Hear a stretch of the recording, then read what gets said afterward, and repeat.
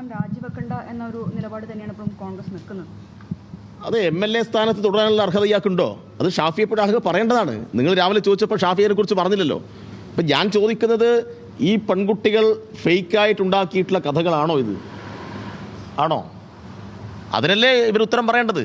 പ്രതിപക്ഷ നേതാവും ഈ ഷാഫിയും ഉത്തരം പറയേണ്ടത്. ഇപ്പം ധാരാളം പെൺകുട്ടികൾ വിവിധ പരാതികളുമായി വന്നിട്ടുണ്ട്.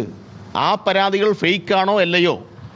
ഈ ഓഡിയോ വീഡിയോ സന്ദേശങ്ങൾ ഫേക്കാണോ അല്ലയോ? അത് കോൺഗ്രസ് പറഞ്ഞാൽ മതി. ശരിയാണെങ്കിൽ പിന്നെ ആ സ്ഥാനത്ത് ഇയാളെ നിർത്താൻ കഴിയില്ലല്ലോ. ഇവരിപ്പോൾ ശരിയാണെന്നും പറയുന്നില്ല, തെറ്റാണെന്നും പറയുന്നില്ല, അതിനകത്ത് മൂടി വെക്കുകയാണ്.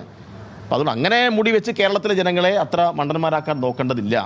കേരളത്തിൽ വരും ദിവസങ്ങളിൽ ശക്തമായ പ്രതിഷേധത്തിന്, പ്രതിരോധത്തിന് ഞങ്ങൾ തയ്യാറാവും. പ്രതിപക്ഷാതാവ് പറയുന്നൊരു കാര്യം, പലവട്ടം പറയുന്നൊരു കാര്യം, പാർട്ടി കോടതിയാകില്ല, ഞങ്ങൾ നടപടി സ്വീകരിക്കും. അതായത് കോൺഗ്രസിന്റെ കാര്യത്തിൽ പാർട്ടി കോടതിയാകില്ല എന്ന് പറഞ്ഞാലും ഒരു തുറന്നു കുറച്ചിൽ വരെ രാഹുലിനോട് പ്രൊട്ടക്ഷൻ കിട്ടി. പൊതുവിൽ ഈ പാർട്ടിക്കുള്ളിൽ അല്ലെങ്കിൽ സംഘടനയ്ക്കുള്ളിൽ ഉയരുന്ന ഇത്തരത്തിലുള്ള പരാതികൾ വരുമ്പോൾ അത് സംഘടനയ്ക്കകത്ത് തന്നെ കുഴിച്ചു മൂടുന്ന രീതി, അത് ഇടതായാലും വലതായാലും BJP പൊതുവിലൊരു പ്രവണത ഉണ്ട് എന്നുള്ള ആക്ഷേപമുണ്ട്. പൊതുവിൽ അനുഭവങ്ങളായിട്ട് പറയുന്നില്ല.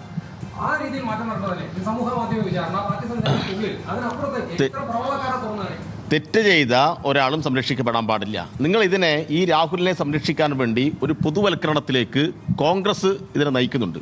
ദയവേത് മാധ്യമപ്രവർത്തകർ ആ വഴിയിൽ കൂടി പോവരുത്. ഇന്നിപ്പോൾ ഷാഫിയും അതാ പറഞ്ഞത്. ഈ രാഹുൽ മാങ്കൂട്ടം പത്രസമ്മേളനം നടത്തി രാജി പ്രഖ്യാപിക്കുന്ന ആ പത്രസമ്മേളനത്തിലും എത്ര ധിക്കാരത്തോടു കൂടിയിട്ടാണ് മാധ്യമപ്രവർത്തകരോടും ഈ പൊതുസമൂഹത്തോടും വെല്ലുവിളിയിലേ നടത്തിയത്. അപ്പോൾ ഇതെല്ലാം പൊതുവൽക്കരിക്കുകയാണ്. നിങ്ങളുടെ മന്ത്രിസഭയിൽ ഇന്നയാളില്ലേ, പണ്ട് ചരിത്രത്തിൽ പുസ്തകത്തിൽ ഇന്നയാൾ പറഞ്ഞിട്ടുണ്ടല്ലോ എന്നൊക്കെ പറഞ്ഞ് അതുകൊണ്ട് രാഹുൽ മാങ്കൂട്ടം ചെയ്തത് ശരിയല്ല, ശരിയാണ് എന്നൊരു നിലയിലേക്ക് കാര്യങ്ങൾ പോവുകയാണ്. അങ്ങനെയല്ല വേണ്ടത്. ഞാൻ പറഞ്ഞു, കേരളത്തിൻ്റെ രാഷ്ട്രീയ അനുഭവത്തിൽ സമാനതകളില്ലാത്ത ഒരു സംഭവം ഇത്. ഓരോ ദിവസവും 1ഉം 2ഉം പെൺകുട്ടികൾ ട്രാൻസ്ജെൻഡർ വരെ വരികയല്ലേ. എത്രമാത്രം അവർക്കെല്ലാം എതിരായിട്ട് ഈ കോൺഗ്രസിൻ്റെ സൈബർ സെല്ല് നടത്തിക്കൊണ്ടത് അക്രമം എത്രമാത്രമാണ്?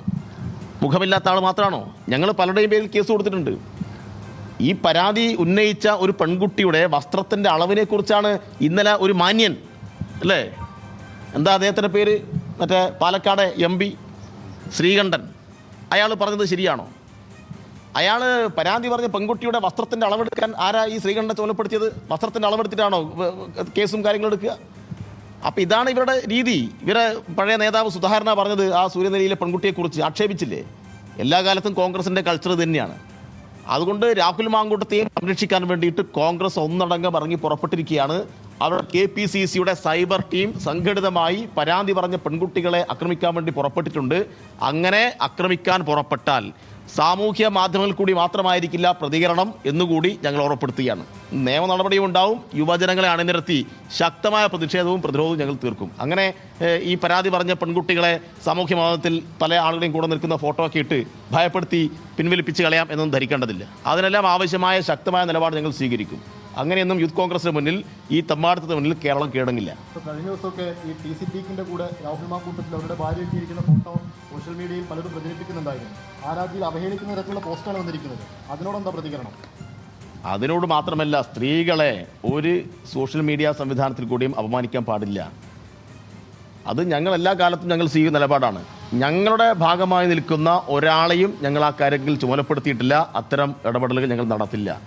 ഇവിടെ ഇപ്പോൾ രാഹുലിനെ സംരക്ഷിക്കാൻ ഈ ആദ്യം പരാതി പറഞ്ഞ പെൺകുട്ടി റിനിയെ എത്രമാത്രം ആക്ഷേപിക്കുകയാണ് ഇവിടെ ഉണ്ടായത്, അല്ലേ? ആ റിനി നേരത്തെ പങ്കെടുത്ത പരിപാടികളുടെ ഫോട്ടോ, റിനിയുടെ വസ്ത്രത്തിൻ്റെ അളവിനെക്കുറിച്ച് MP തന്നെ രംഗത്തിറങ്ങി പറയുന്നു.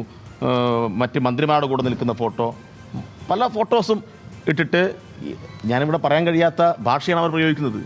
ആ നിലയിൽ ആ പെൺകുട്ടികളെ ഇങ്ങനെ ഇട്ടെറിഞ്ഞു കൊടുക്കുകയാണ്. ആക്രമിച്ചോളൂ എന്നാണ് പറയുന്നത്. എന്നാൽ ഇപ്പം അതിനെ തള്ളിപ്പറയാൻ കോൺഗ്രസ് തയ്യാറാവണ്ടേ? അത് തയ്യാറാവുന്നില്ലല്ലോ. അപ്പോൾ സാമൂഹ്യ മാധ്യമങ്ങളിൽ കൂടി ശക്തമായ നിലയിൽ ഇതിനൊരു പ്രതിരോധം അവർ ഉണ്ടാക്കാൻ വേണ്ടി നോക്കുകയാണ്. അതിനെയും ഞങ്ങൾ ചെറുക്കും. DYFI സംസ്ഥാന സെക്രട്ടറി VK സനോജ് മാധ്യമങ്ങളെ കാണുകയായിരുന്നു.